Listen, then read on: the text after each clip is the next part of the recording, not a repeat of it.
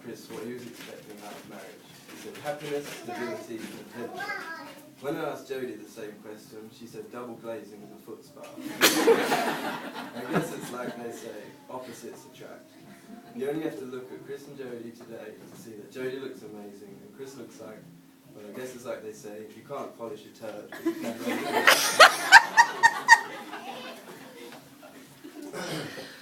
I first met Chris when I was 7 years old. It was my first day at my new school. I knew nobody and I was terrified. My teacher sat next to Chris. I remember looking him up and down. I'd never seen a 6-foot-tall 7-year-old.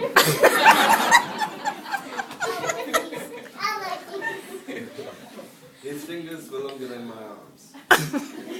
He had silky mouse blonde hair, beautifully crafted with some sort of industrial glue. I smiled at him, admiring the large bulge in his shorts.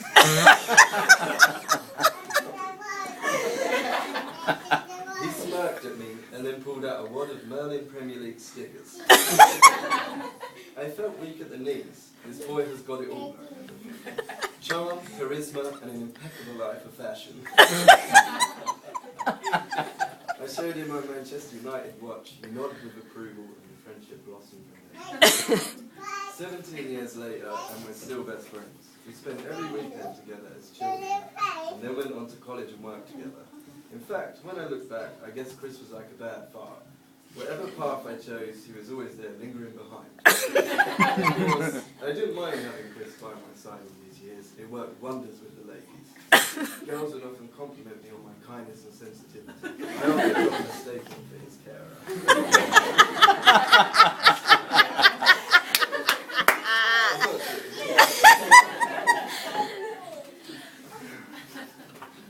I believe Jodie and Chris met whilst he was working as a taxi driver. This is where Chris really mastered the art of courting. He knew full well that any female would agree to a date with him under the pain of having a tattoo done. A few months of dating Jodie passed, and he successfully proved us all wrong by showing there was still life in the old dog, yet Jodie was pregnant.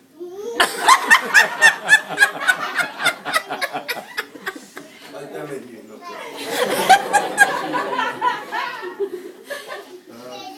For the following 9 months, my head was filled with doubt.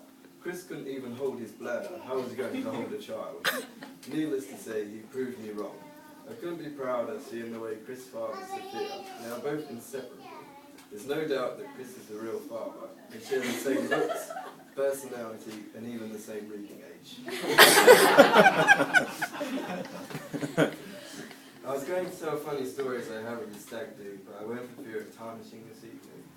Instead, I should thank the guys that came and gave Chris one final send-off, particularly Ian, who forked out for the New Camp tour, which was fantastic. Also, Gary, who was brave enough to leave his bank card behind the bar at the club where it cost £10 for a tap water.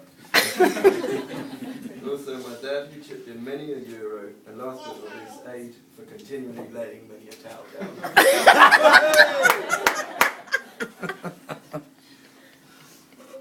I thought I'd ask some of Chris's colleagues what he's like to work with.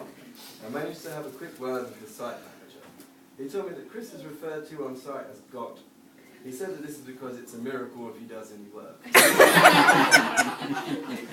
Is he really? Another colleague who preferred to remain anonymous described Chris as a first-class banker. I thought this was strange as Chris works in the construction. All in all, I guess what I should say about Chris is that I wouldn't be where I am today. I would probably be a lot more successful and popular.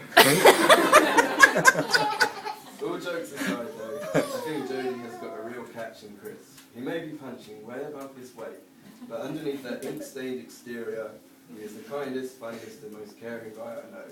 He is an amazing friend and brother, and I know he will make an amazing husband. This has been the most awkward and uncomfortable 4 minutes of my life. I think I'm sure Jodie will also experience.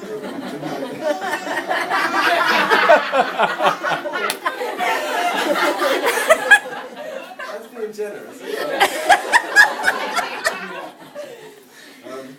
Until then, I wish them both every happiness. So, Mr. Harrison. Cheers. Well done, Ben. Well done, Ben.